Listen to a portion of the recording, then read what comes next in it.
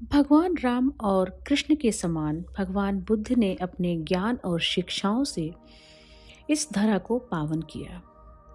उन्होंने बौद्ध धर्म की स्थापना कर संसार को धर्म की नई राह दिखाई। बौद्ध धर्म भारत के अलावा चीन, Japan, Mongolia, Sri Lanka, Bhutan, Laos जैसे अनेक देशों तक फैला हुआ है।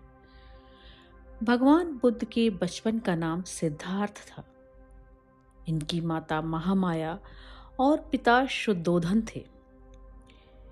इनके जन्मोत्सव में आमंत्रित 8 ब्राह्मणों ने भविष्यवाणी की थी कि ये बालक या तो महान राजा बनेगा या महान पथ प्रदर्शक। प्रेम, करुणा और अहिंसा की शिक्षा से संपूर्ण जगत को प्रकाशित करने वाले बुद्ध का सामना जब अत्यंत भयंकर डाकू अंगुलीमाल से हुआ तो वह शांत भाव से उसे देखकर आगे बढ़ गए। अंगुलीमाल ने आवाज दी, रुक जा। भगवान ने कहा, मैं तो कब का रुक गया, तुम कब रुकोगे अंगुलीमाल? कब तक इन दुष्कर्मों में लिप्त रहोगी? भगवान की निडरता और वचन सुनकर वह आश्चर्यचकित रह गया और बोला, तुमको मुझसे भय नहीं लगता? भगवान ने मुस्कुराकर कहा, भला तुमसे क्या डरना? डरना तो उससे चाहिए जो शक्तिशाली हो।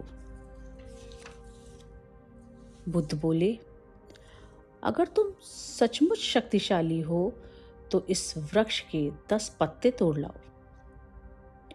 अंगुलीमाल बोला, मैं पूरा वृक्ष ही उखाड़ लाता हूं। बुद्ध ने कहा, नहीं, 10 पत्ते ही काफी हैं। अंगुलीमाल पत्तों को लेकर आया तो भगवान ने फिर से कहा, अब इन पत्तों को वापस वृक्ष से जोड़ दो। अंगुलीमाल हंसने लगा और बोला, मूर्ख हो क्या, यह तो संभव नहीं। इस पर बुद्ध ने कहा, जिन पत्तों को तुम वापस जोड़ नहीं सकते उन्हें तोड़ने का तुम्हें क्या अधिकार है? आश्चर्यचकित और पश्चाताप के अश्रु लिए अंगुलीमाल भगवान के चरणों में गिर पड़ा और शेष जीवन भिक्षु बनकर व्यतीत किया। आज की कविता भगवान बुद्ध को समर्पित। धरणी पर जन्मा बुद्ध एक अटल तपस्वी वह हिमगिर सा। नीरवता को तोड़ विकसित हुआ वह संगीत, हृदय के सागर में उमड़ता सुमधुर गीत सा। रूढ़ियों को छोड़ बंधनों को तोड़ चला कंटक पथ पर वह महायोगी। बादलों को चीर कर बरसा जो वह अमृत नीर सा। अतुलित ज्ञान की सरिता का वह स्वयं अदृश्य स्रोत।